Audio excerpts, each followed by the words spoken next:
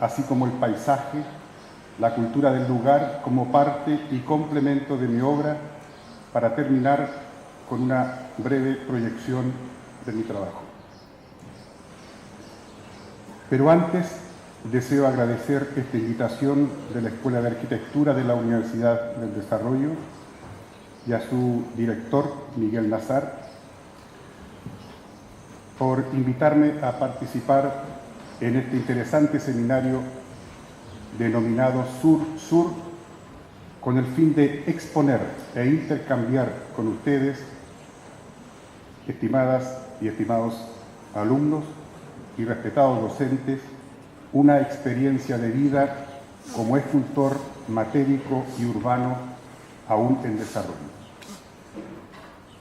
Me permito también saludar a mis amigos arquitectos y docentes del Grupo Talca, Rodrigo y Martín, con quienes he tenido la oportunidad de participar en algunos de sus proyectos y que también son responsables de que hoy esté aquí con ustedes. Vayan también mis saludos a Kasú Seger, a quien respeto y admiro profesionalmente.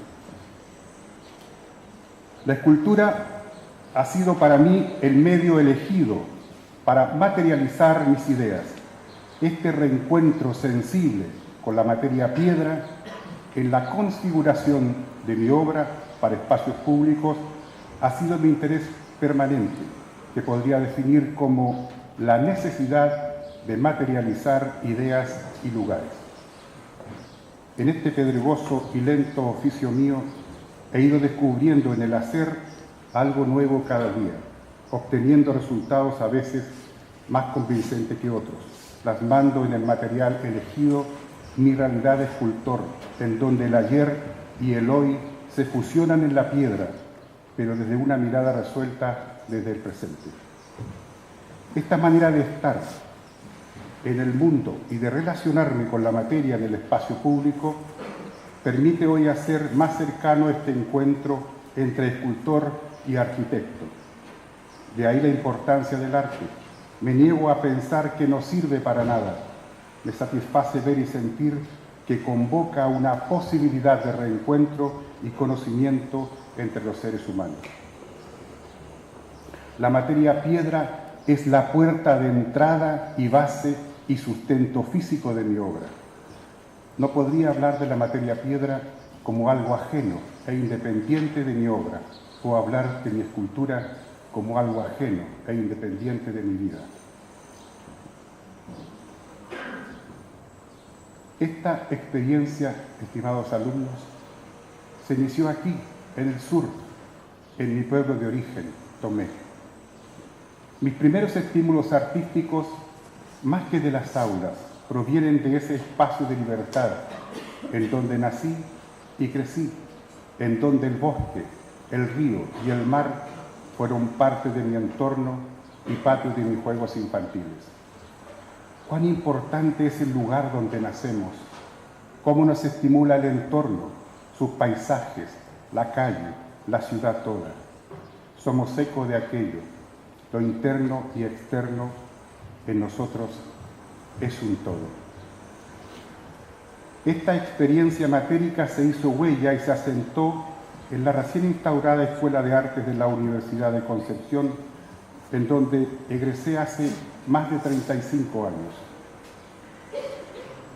Un paso recordado por los difíciles tiempos vividos y la precariedad de los talleres de escultura, donde solo había dos materiales, greda para modelar y piedra para tallar.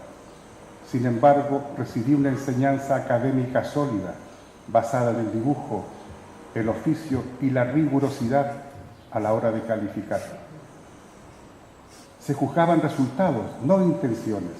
Se imponía el silencio y la calidad de la obra. Al mismo tiempo experimenté un cierto espíritu de libertad al tener a mi disposición los talleres de escultura para trabajar, un acto de confianza de mi profesor de escultura, Enrique Ordóñez, que supe aprovechar. Una vez egresado de la universidad, quizás mucho antes, pensé, ¿Cuál sería para un escultor en piedra el lugar más adecuado para vivir, sino un espacio próximo a una cantera? Esa temprana y acertada decisión, estimados amigos, me ha permitido vivir hasta hoy apegado a la falda de los cerros de la sexta región. Mi vida desde entonces ha transcurrido en pequeños pueblos periféricos, de aquí y de allá, pero siempre muy próximo a una cantera, para extraer la piedra necesaria para realizar mi obra. Mi escultura se inicia en la cantera, abordo su realidad corpórea desde su origen natural, siento allí su potencial, me sitúo como escultor y me pongo a su disposición, no con la intención de doblegarla, más bien de reconocerla en su estado natural y ajustarme a ella para otorgarle su propia libertad. Yo no compro piedras, voy a la montaña, viajo a su encuentro, las elijo, las extraigo desde mi paisaje, desde su territorio mismo, desde su periferia, lugar que habito. Ser antiguo recolector me relaciona con el hombre de ayer que hay en mí. En ese constante reencuentro con la naturaleza y con el paisaje que habito, la piedra se hace obra. Si la extraigo en forma de cubo, el resultado será siempre un cubo, como es el caso de la obra Muro de la Luz, ubicado en el norte de Chile. Y si tiene forma de rodado, como el proyecto Piedra del Encuentro, ubicado en el edificio consistorial de Lo Barnechea, y que veremos a continuación, el resultado será en forma de rodado. Reconocer y respetarla en su origen y forma es entender sus características y su comportamiento mucho antes de llevarla al campo constructivo. Las primeras piedras alzadas tuvieron un fin simbólico religioso. Representaban para nuestros antepasados una forma de ser, estar y sentir. Eran dioses que los protegían de sus desgracias y de sus males. Las características propias de la piedra, silencio, quietud, dureza y resistencia, encarnaban lo divino en sus efectos protectores y los ideales de aquellas comunidades creyentes que se reconciliaban con la madre naturaleza. La piedra, antes de ser escultura tallada, fue Dios, paisaje, geografía, señal y límite en el horizonte. Un poeta popular del sur de mi pueblo decía: para saber del árbol hay que sentirse árbol.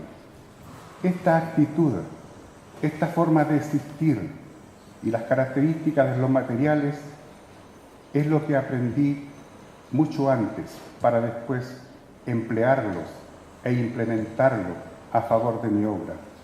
Solo los comprenderé si entro en su territorio. Si conozco el bosque, sabré del árbol y de su particular forma de operar. La piedra no nace en las marmolerías, está en la naturaleza misma.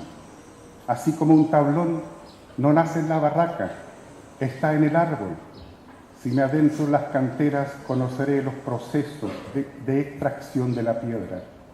Sabré de su peso, dureza y resistencia.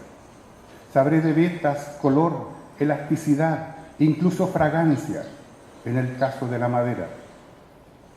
Que las piedras tienen vetas como la madera y que los cortes en húmedo y a favor de la veta oponen menor resistencia, que para captar las finas fisuras del mármol en cantera hay que mojar la piedra, que la roca sana tiene un particular sonido metálico de campana, son realidades, estimados alumnos, aprendidas de primera mano.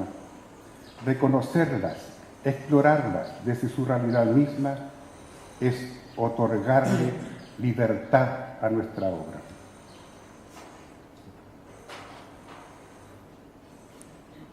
Volver al sur, estimados alumnos, es reencontrarme con aquellas vivencias sureñas de mi niñez.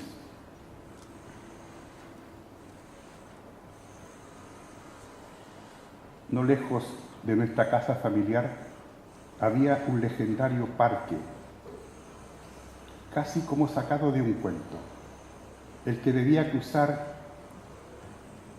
para llegar a mi hogar. Era un parque como todos los parques de Chile, agradable, espacioso, refrescante y luminoso en verano, como todos los parques del sur de Chile. Algo triste y húmedo y sombrío en invierno. Distinguíanse en él cedros, secuoyas, fresnos, castaños, cipreses, encinos, araucarias, y en un lugar más apartado, un conjunto de frondosos tilos. En casa de mi madre nunca faltó la aromática y curandera flor de la tila, las que nos gustaba en invierno agregar a la leche. En otoño, sobre un colchón de hojas secas y amarillas, dejábamos surcos y huellas de nuestros imaginativos juegos infantiles. Y en las tardes de invierno, junto a mis hermanos, recolectábamos los frutos maduros del castaño y a tiro de honda desgranábamos el piñón que se desprendían como una cascada de las altas araucarias. Las bellotas de los añosos encinos era el alimento predilecto de los cerdos. ¿Cómo olvidar esas mágicas y pequeñas señales de luz que encendían de misterio el bosque por las noches? Las luciérnagas recolectadas en nuestras pequeñas manos eran tesoro de luz, propias del bosque en su noche nupcial. Yo solía vagar como todo adolescente, solo, sin destino por el bosque, tal vez buscando mi camino. Observaba en las empinadas copas de los cedros, el oscuro tejido verde del ciprés o el particular ramaje abierto de las insignes araucarias. Cada árbol, cada especie de ese parque era un ser vivo que me hablaba de su mundo y de su particular naturaleza. Ese concepto de escala yo lo aprendí del árbol, por proximidad, no de la piedra ni de la montaña. Hoy vuelvo al sur,